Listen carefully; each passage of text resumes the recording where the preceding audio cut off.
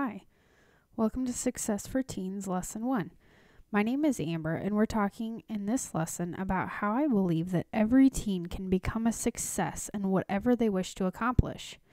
Many of the principles I'm talking about in this lesson come from the book Success for Teens, published by the Success Foundation. I believe that after listening to this lesson, you'll be encouraged and able to apply the principles you've learned to become a success in any dream or desire that you have. So with that in mind, let's get started. First of all, the first thing I want to talk about is how that success is not automatic.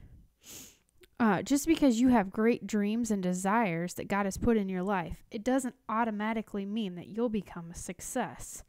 Success comes from putting into practice principles that you can find in the Word of God, and also some just good, what I call common sense principles. And by putting both of those things into practice, I believe that you can become a success in anything that you do. I believe that there are things that successful people do that make them a success. Success just doesn't happen overnight. So what are some of the things that successful people do? Well, I believe one important concept is point number 2 from the book Success for Teens. And that is simply knowing isn't the same, or knowing what to do isn't the same as actually doing it. I would say this is one of the biggest mistakes that I see a lot of teenagers make today.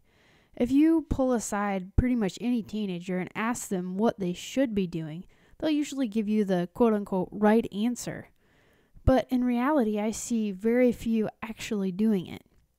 To me, it seems like there's a big gap between knowing the right things to do and actually doing them. For example, I think most teenagers know the right thing to do in getting good grades, and that's doing things like their homework and studying. But a lot of times you'll see teens who will skip out or have something better to do. Maybe they'd rather go hang out with friends or something like that. There's a big gap between knowing the right things to do and actually doing them. And a lot of the time it's easier to do the wrong thing, and that might be due to peer pressure, because maybe doing the wrong thing is easier, or sometimes doing the wrong thing feels good. And doing the right thing is hard work, and it takes work to do the right thing. It takes putting down what feels good for what you know is right. It takes saying no to friends when you might want to say yes. I have an example of this in my own life. I loved getting people to laugh. In fact, I still do. I'll say about any dumb thing I can think of to get somebody to laugh. And as a teen, this got me into trouble a few times. I remember one time I wanted to make others laugh so bad that I started to pick on a boy that went to Sunday school. I would call him names, and I'd write bad things about him on, like notes that we'd pass during Sunday school and stuff like that. See, I knew the right thing to do. I knew that what I was doing was wrong, but because of peer pressure and wanting to impress my friends, I did it anyways. And I ended up really hurting this boy's feelings. So we've talked about the fact that there's a gap between knowing the right thing to do and actually doing it. So how do we go about bridging that gap? Well, I've got a couple suggestions on how to do that. The first way of things, that you can do to actually do the right type of stuff is number 1, ask for God's help. You're not doing this alone. God can help you, and when you ask him, he can give you ideas on how to win the battle and doing the right thing. And that's encouraging. That's exciting. You don't have to do it alone. Number 2 is to ask for a trusted mentor's help. Talk to your pastor, your youth pastor, your mom, your dad, your grandma. I don't know who that person is, but someone that's been there before you and that can give you tips on how to bridge the gap between knowing what to do and actually doing it. As a side note, it can be kind of scary sometimes to talk to people about the areas in which you struggle. But as I get older, I'm finding out that there are lots of people out there that can really help you out if you're honest and open with them.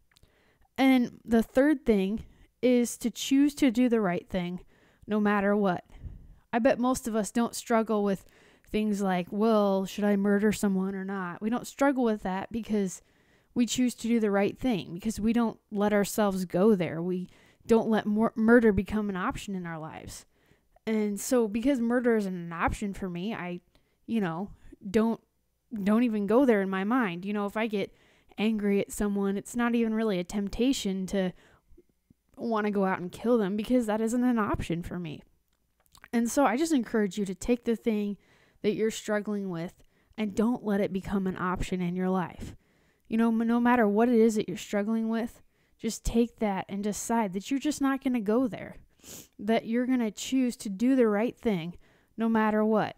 So make the decision to do the right thing and make good choices every day, and you'll find that you'll start becoming more successful in the dreams that God has placed in your heart. Thanks for listening to this lesson, part 1, on ways to be a success as a teenager. I believe that with practical principles like this one, knowing the right thing and actually doing it, and that with God's help, you can become a success in anything that God has called you to do.